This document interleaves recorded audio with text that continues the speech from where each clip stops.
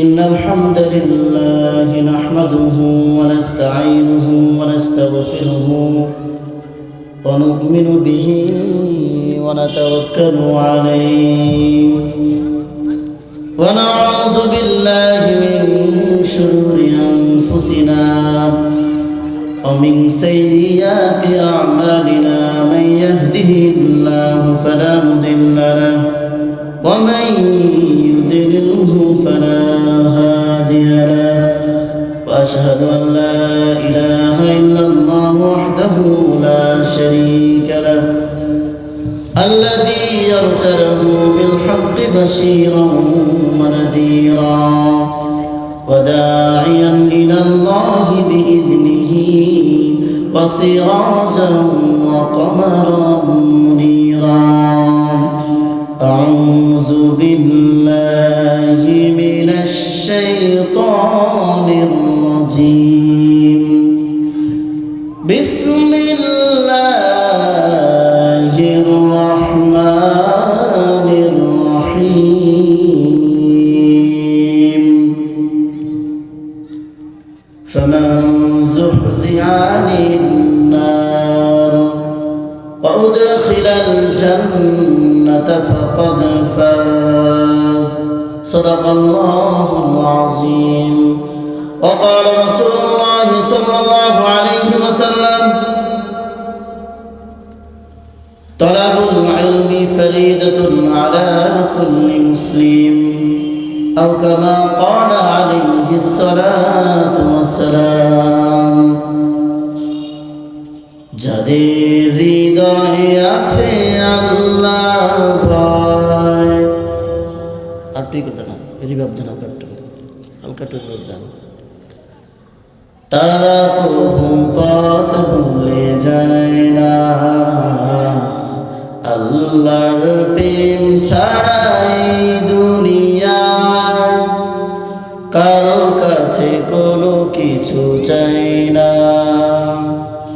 যাদের হৃদয়ে আছে আল্লাহর ভয় তারা কবু পথ ভুলে যায় না আল্লাহর প্রেম ছাড়াই দুনিয়ায় কারো কাছে কোনো কিছু চাই না আধার রাতে যারা সেজদাতে রয় দু চোখের স্রোতে নদী যেন বয় ছলনার হাত ছানি যতই আসুক পিছনে ফিরেও তাকায় না যাদের হৃদয়ে আছে আল্লাহর ভয় তারা কবু পথ ভুলে যায় না আলহামদুলিল্লাহ ঐতিহ্যবাহী ব্যাসপুর তাহফিজুল কুরআন মাদ্রাসা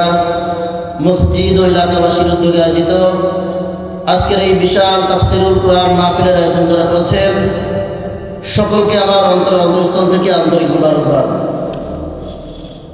সম্মানিত উপস্থিতি, আমি আপনাদের খিদমতে পবিত্র কালামুল্লাহ থেকে একটি আয়াত তেলাওয়াত করেছি এবং রাসূল সাল্লাল্লাহু আলাইহি ওয়াসাল্লামের অবনীত হাদিস থেকে একটি হাদিস তেলাওয়াত করেছি।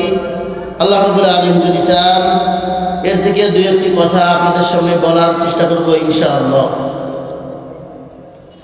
সম্মানিত উপস্থিতি, আমরা সকলেই মুসলমানের ঘরে আমরা জন্মগ্রহণ করেছি, তাই সেই সূত্রে আমরা সকলেই মুসলমান। কিন্তু প্রকৃতপক্ষে আমাদের সমাজের মধ্যে আমরা সকলেই তো মুসলমান হিসেবে আমরা দুনিয়ার মধ্যে সেই পরিচয় চলতেছি, কিন্তু প্রকৃতপক্ষে কয়জন যে ঈমান নিয়ে কবরে যাইতে পারে এটা একমাত্র আল্লাহ তাআলাই জানেন। কারণ ঈমান তো আল্লাহ তাআলার পক্ষ থেকে একটা মুমিনের জন্য সবচেয়ে দামি সম্পদ।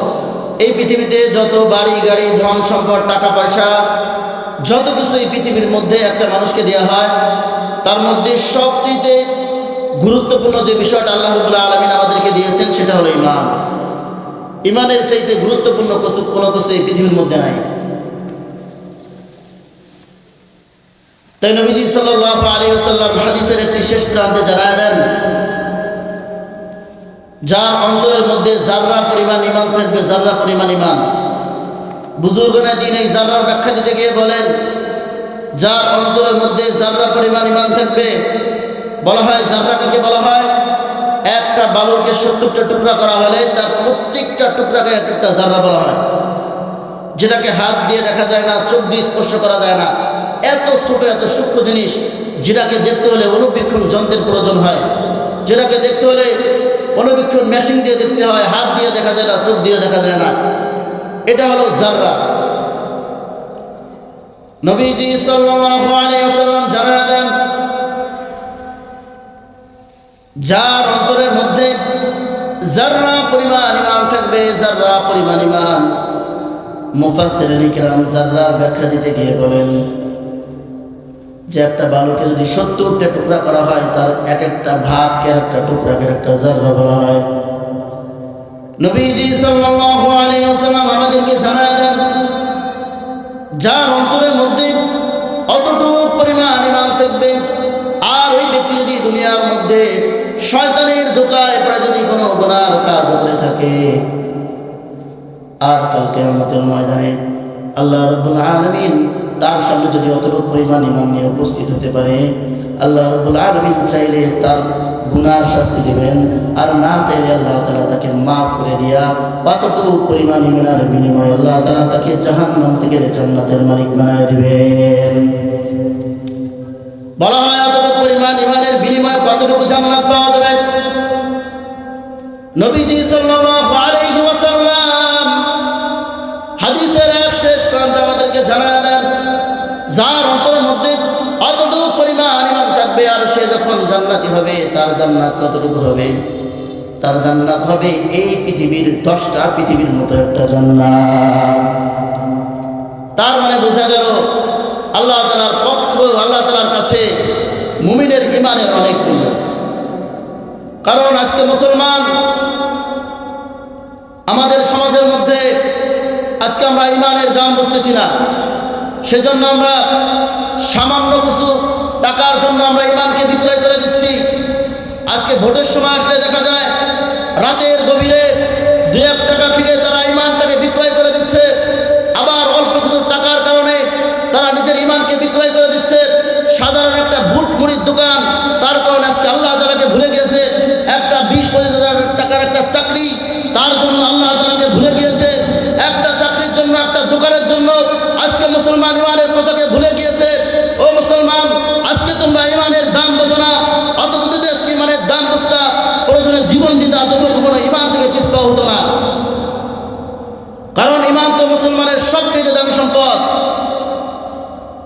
আজকে আমাদের বাংলার জমিনের মধ্যে অসংখ্য দল, অসংখ্য ভণ্ডপীর, অসংখ্য ভণ্ডপীরের মাঝার আজকে আমাদের মুসলমানদের ঈমানকে নষ্ট করার জন্য তারা নিরাশভাবে কাজ করে যাচ্ছে।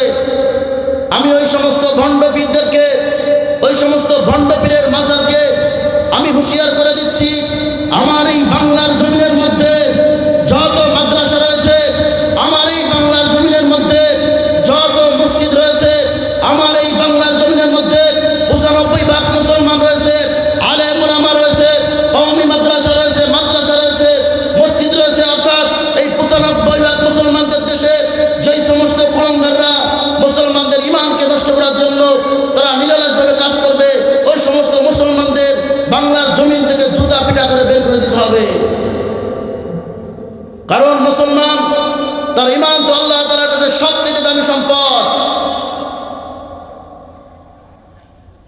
ঈমানের চাইতে দামি সম্পদ মুসলমানের কখনো হতে পারে না। যে আগের সময় যে তাদের সামনে দুনিয়া উপস্থিত হয়েছে, তো দুনিয়ার অফার করা হতো, ওই সমস্ত মানুষগুলা দুনিয়াকে লাথি মেরে তারা ঈমানকে গ্রহণ করে নিত। হযরত ওমর ফারুক রাদিয়াল্লাহু তাআলা আনহু জামানায় তৎকালীন রোমদের সাথে একটা যুদ্ধের ঘোষণা হয়েছিল, রোমদের সাথে একটা যুদ্ধের কথা চলতেছিল। রোমের বাদশাহ খোঁজখবর গোয়েন্দা মারফতকে ডাক দিয়ে বলেন, নো গোয়েন্দা মারফত, তুমি একটু যাও যে মুসলমানদের যুদ্ধ, মুসলমানদের শক্তি সম্পর্কে একটু খোঁজখবর এসে আমাকে জানাও। গোয়েন্দা মারফত চলে গেলেন।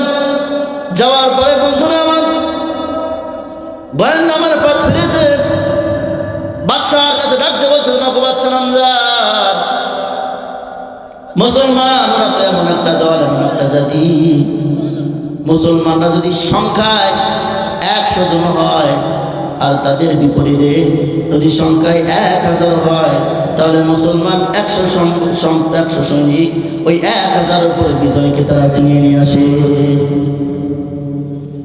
এবার বাদশা ডাক দিয়ে বললেন, বলো কি তোমরা মুসলমান এরা 100 জন 1000 উপর বিজয়কে কিভাবে ছিনিয়ে আনেন?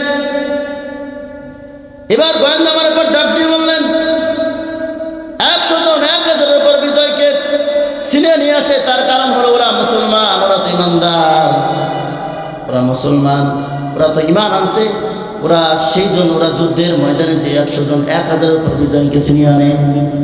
এবার বাদশা বলতেছে, ইমানদার ওরা আবার কেমন মানুষ, মুসলমান ওরা আবার কেমন মানুষ? আমি তো মুসলমান কোনোদিনও দেখি নাই, আমি তো মুসলমান দেখতে চাই। এবার বাদশা মুসলমান দেখতে চাইলেন। বন্ধুরা আমার, বাদশা বললেন, ওরা কেমন মুসলমান, ওদেরকে দেখতে চাই। বাদশা এবার বলতেছেন, ওরা যুদ্ধের ময়দানে গিয়া ওরা বিজয়কে ছিনিয়ে আনে কিভাবে, কোন ওরা কি আমাদের দিক দিয়ে দৈহিক দিক দিয়ে শক্তিশালী নাকি? বলে বাচ্চা না, দৈহিক দিক দিয়ে শক্তিশালীরা। বলে কি ওরা তাহলে আমাদের দিক দিয়ে অস্ত্র শস্ত্রে বেশি আগায় নাকি? বলে কি না, তাও না। তাহলে কিভাবে ওরা 100 জন 1000 উপর বিজয়কে ছিনিয়ে আনে? এবার বাদশা ডাক দিয়ে বলতেছেন, ঠিক আছে, কালকে গোয়েন্দা মারফত সেনাপতি প্রধানকে ডাক দিয়ে বলতেছেন, ও সেনাপ্রধান, আগামীকাল যুদ্ধের ফলাফল যা হয় হোক, মুসলমানদের একটা দল তুমি আমার কাছে বন্দী করে আনবা। এবার পরের দিন ঘটনাক্রমে যুদ্ধ বেঁধে গেল, যুদ্ধ শুরু হয়ে গেল। এবার মুসলমানদের 40 জনের একটা দল কাফেরদের হাতে বন্দী হয়ে গেল। এবার শহরের মধ্যে খবর পাঠানো হলো, বাদশা নামদার, মুসলমানদের 40 জনের একটা দল বন্দী করে ফেলছি, আপনি যদি বলেন আপনার দরবারে 40 জনের ওই জামাতটাকে হাজির করব। এবার গোয়েন্দা মারফত বাদশা বলতেছে, না না, আজকে হাজির করা লাগবে না, কালকে যখন সংসদ হবে, যখন হাজার হাজার মানুষকে আসতে বলবা, যখন সংসদ হবে তখন ওই সমস্ত মুসলমানদেরকে আমার সামনে উপস্থিত হতে বলবা। পরের দিন বাদশা নামদার হাজার হাজার মানুষের সামনে বসা, মানুষের পুরো দরবার লোকালয় হয়ে গেছে। বাদশা এবার বলতেছে, যাও মুসলমানদেরকে আমার সামনে নিয়ে আসো। এবার মুসলমানদেরকে বাদশার সামনে দাঁড়া করা হলো। দেখলো যে 40 জনের একটা জামাত। বাদশা ডাক দিয়ে বলতেছে, এই তোমাদের মধ্যে আমির কে? এবার একজন যুবক দাঁড়ায় গেলেন, বলেন, আমি হলাম এই দলের আমির। বলে তোমার নাম কি? বলে আমার নাম হলো আব্দুল্লাহ। বলে আব্দুল্লাহ, তুমি হলা এই দলের আমির, আব্দুল্লাহ তুমি আমার পাশে এসে বসো। আব্দুল্লাহকে এবার বাদশার পাশে এনে বসানো হলো। আব্দুল্লাহ বাদশার পাশে বসলেন। এবার বাদশাহ আব্দুল্লাহকে অফার করতেছে, ও আব্দুল্লাহ, আমি কিন্তু খ্রিস্টান, আব্দুল্লাহ আমি তোমাকে অত্যন্ত ভালোবাসতে চাই। ও আব্দুল্লাহ, আমি তোমাকে ভালোবাসতে চাই আব্দুল্লাহ, শুধু তাই নয় রে আব্দুল্লাহ, আমি তোমাকে ভালোবাসতে চাই এবং আমি চাই যে আমাদের দুইজনের মধ্যে সুন্দর একটা সম্পর্ক হয়ে যাক, মহব্বত হয়ে যাক। ও আব্দুল্লাহ, তুমি যদি আমাকে ভালোবাসো তাহলে আমি তোমাকে 5টা পুরস্কার দিব। 1 নম্বর, আব্দুল্লাহ তুমি যদি আমাকে ভালোবাসো আব্দুল্লাহ, আমি 1 নম্বরে আমি তোমাকে ভালোবাসবো। 2 নম্বর, আব্দুল্লাহ আমার এই জেলখানার মধ্যে যত কয়েদি আছে আব্দুল্লাহ, আমি সমস্ত কয়েদিগুলোকে আমি বেকসুর খালাস দিয়ে দিব। আর 3 নম্বর, আব্দুল্লাহ আমার ঘরের মধ্যে একটা সুন্দর সরসী একটা যুবতী একটা মেয়ে আছে, যদি তুমি আমাকে ভালোবাসো তাহলে আমি সেই মেয়ের সাথে তোমাকে বিবাহ দিয়ে দিব। আর 4 নম্বর, আব্দুল্লাহ সেই বিবাহের উপর স্বরূপ আমি আমার রাজ্যের অর্ধেক তোমার নামে লিখে দিব। আর 5 নম্বর, আব্দুল্লাহ আমি যখন দুনিয়ার থেকে চলে যাব আব্দুল্লাহ, সেদিন আমার এই সমস্ত রাজ্যের সমস্ত সম্পদের মালিক তুমি হয়ে যাবা। বিশাল অফার, বিশাল অফার দিতে রবের বাদশা। দুনিয়া অফার দিতে, কিন্তু তাকে দুনিয়া দিয়ে হারাতে হবে ইমান। একজন মানুষ ইমানদার, তাকে যত দামি পুরস্কার দেন না কেন তার থেকে ইমানটা কখনো কিনা যায় না। রোমের বাদশা তাকে দুনিয়া দিয়ে ইমান কিনতে চায়, কিন্তু বাদশা এই কথা বলার পরে আব্দুল্লাহ যুবক মানুষ কথাগুলো শুনতেছে, রক্তগুলো টকবক হয়ে গেছে, চোখগুলো রক্তবর্ণ হয়ে গেছে। আব্দুল্লাহ যুবক মানুষ রাগে ক্ষোভে দাঁড়ায় গেছে, বলে, এই রোমের কুকুর, তুই কি দুনিয়া দিয়ে আমার ইমানকে কিনতে চাস? শুনে রাখ, শুনে রাখ, তুই তো সামান্য তোর এই রোম রাজ্যের কথা তুই আমাকে বললি, তুই যদি তামাম দুনিয়াও আমার পায়ের সামনে এনে ফেলে দিস, আমি ওই দুনিয়াকে লাথি মেরে ফেলাই দেবো, তবু কখনো আমি আমার ইমানটাকে বিক্রয় করবো না। সুবহানাল্লাহ। তামাম দুনিয়াকে লাথি মেরে ফেলে দেবো, তবু আমার ইমানকে তোদের সামনে বিক্রয় করবো না। বলেন তো, হাজার হাজার মানুষের সামনে রোমের কুকুর যখন বলে গালি দিল বাচ্চাকে, তখন বাচ্চা অত্যন্ত লজ্জা পেয়ে গেলেন। কারণ বাচ্চার একটা চোখের ইশারায় হাজার হাজার লাশ মুহূর্তের মধ্যে পড়ে যায়। এত বড় দামি বাচ্চা, এত বড় সম্মানওয়ালা বাচ্চা যখন রোমের কুকুর বলে গালি দিল, বাচ্চার সম্মান লজ্জাতে তিনি মাথাটা নিচের দিকে নামাই দিয়ে গেছেন। এবার রাজ দরবার ছেড়ে তিনি অন্দর মরে চলে গেলেন। এবার যে সেনাপতিকে ডাকতে বলে, ওর এত বড় সাহস, ও আমাকে ইমানের গরম দেখায়, ওর এত বড় সাহস আমাকে ইমানের গরম দেখায়, ওর ইমানের পরীক্ষা আজকে আমি নিয়ে ছাড়বো। এই যা যা, ওকে জেলখানার মধ্যে বন্দি করে রাখ, খাবারও দিবি না, পানিও দিবি না। ডাক্তারকে ডাক দিয়ে বললো, ও ডাক্তার, ওর দিকে সব সময় খেয়াল রাখবি, যখন দেখবি আব্দুল্লাহ না খেয়ে মরার মতো হয়ে গেছে, তখন আমাকে এসে খবরটা জানাবি। দীর্ঘদিন হয়ে গেল, 3-4 দিন হয়ে যায়, আব্দুল্লাহর কোনো খাবারও নাই, পানিও নাই। আব্দুল্লাহ ক্ষুধার যন্ত্রণায়, কথা বলার কোনো শক্তি নাই। ডাক্তার 7 দিন পরে গিয়ে ডাক দিছে, আব্দুল্লাহ, আব্দুল্লাহ ক্ষুধার যন্ত্রণায়, আব্দুল্লাহ ক্ষুধার তাড়নায় 7 দিন হয়ে যায়, খায় না। আব্দুল্লাহ কথা বলবে সেই শক্তি নাই, ঠোঁট নাড়ে যেন কি বলতে চায়। এবার দৌড় দিয়ে ডাক্তার চলে গেছে। ও বাচ্চা নামজার, আব্দুল্লাহর অবস্থা কিন্তু খুব খারাপ, এখন তাড়াতাড়ি আব্দুল্লাহকে কিছু খাবার দিতে হবে, না হলে কিন্তু আব্দুল্লাহ দুনিয়া থেকে বিদায় নিয়ে চলে যাবে। এবার বাচ্চা বলে, যাও তাহলে ওর জন্য খাবার নিয়ে চলে যাও। শোনো, ওর জন্য খাবার নিবা সাধারণ কোনো খাবার না, ওর জন্য খাবার নিবা হলো মদ মিশানো পানি, আর খাবার নিবা হলো শুয়োরের গোস্ত। কিসের গোস্ত বলেন? শুয়োরের গোস্ত নিবার, মদ মিশানো পানি নিয়ে আবার ডাক্তার আব্দুল্লাহর কাছে চলে গেছে। আব্দুল্লাহর কাছে যা বলতেছো, আব্দুল্লাহ তুমি যুবক মানুষ, দিন না খেয়েছো, তুমি যদি এখন খাবারগুলো গ্রহণ না করো তাহলে তুমি অল্প কিছুক্ষণের মধ্যে মরে যাবা। পাল চেক করে দেখলাম তুমি অল্প কিছুক্ষণের মধ্যে মরে যাবা। আব্দুল্লাহ তুমি এই খাবারগুলো গ্রহণ করো। ও আব্দুল্লাহ, তোমার জন্য খাবার আনছি, তোমার জন্য খাবার হলো মদ মিশানো পানি আর শুয়োরের গোস্ত। এবার দেখেন যে আব্দুল্লাহ কিছু সময় আগে কথা বলার কোনো শক্তি নাই, কিন্তু যখন তার সামনে হারাম খাবারের অফার করা হয়েছে, আব্দুল্লাহ এমন জোরে একটা ঝাড়ি দিছে, একটা ঝাড়িতে বাচ্চার কলিজা কেঁপে গেছে, দৌড়ে দিয়ে বাচ্চা নামদারের কাছে চলে গেছে। বলেন তো, যে আব্দুল্লাহ কথা বলার শক্তি নাই, কিন্তু যখন হারাম খাবারের কথা বললো, কই থেকে শক্তি আসছে? কারণ ইমানদার, তার তো দুনিয়ার কোনো শক্তির প্রয়োজন হয় না, কারণ ইমানদারের শক্তি তো সরাসরি আল্লাহ রাব্বুল আলামিনের পক্ষ থেকে আসে। বাচ্চা দরবারে চলে গেছে যে আব্দুল্লাহ তো হারাম খাবারের কথা বলার পরে সে তো অত্যন্ত রাগান্বিত হয়ে গেছে। এবার বাচ্চা বলতেছে, ওর অনেক বড় সাহস, ওর ইমানের অনেক পাওয়ার, ওর ইমানের পরীক্ষা নিতে হবে। এই যা, বাজার থেকে একটা বিশাল বড় কড়াই কিনে নিয়ে আয়, ওকে আমি আগুনে তেলে ভেজে ফেলবো। ওর এত বড় সাহস, ও আমাকে অপমান করে, ওর ইমানের পাওয়ার দেখায়। এবার বাজার থেকে বড় একটা কড়াই কিনে নেওয়া হলো। বড় একটা কড়াই কিনে নেওয়ার পরে এবার আব্দুল্লাহ, তার ইমানের পরীক্ষা হয়ে গেল। আব্দুল্লাহ ইমানের পরীক্ষায় বিজয় লাভ করলেন। আব্দুল্লাহ দেখায় গেলেন দুনিয়ার কাছে কখনো কোনো ইমানদার কোনোদিনও বিক্রয় হতে পারে না। ইমানদার সে দুনিয়ার সমস্ত কিছুর বিনিময়ে সে কখনোই নিজের ইমানটাকে বিক্রয় করতে পারে না। আল্লাহ রাব্বুল আলামিন আমাদের সকলকে কথাগুলোকে আমল করার তৌফিক দান করুক, এবং আল্লাহ রাব্বুল আলামিন আমাদের সকলকে ইমানে মৃত্যু দান করুক।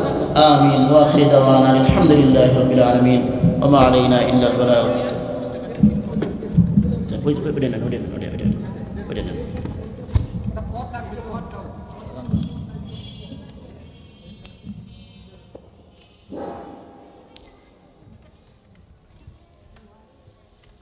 Allahu Akbar, Allahu Akbar, Allahu Akbar, Allahu Akbar. Ashhadu an la ilaha illallah.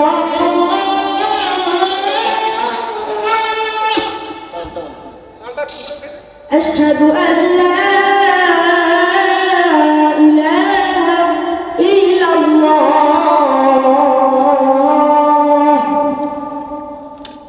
أشهد أن محمدًا رسول الله.